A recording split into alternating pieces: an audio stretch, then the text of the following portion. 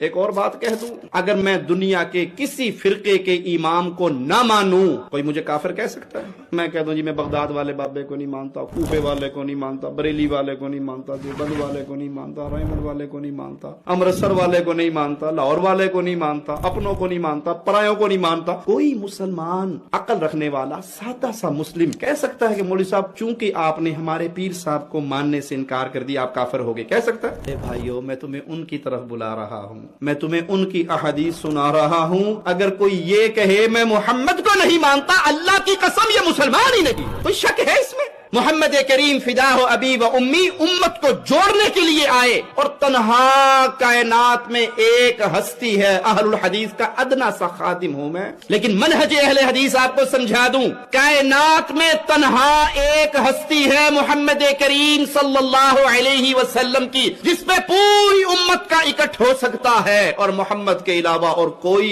ایسی نہیں جس پہ کلمہ پڑھنے والے اکٹھے ہو جائیں۔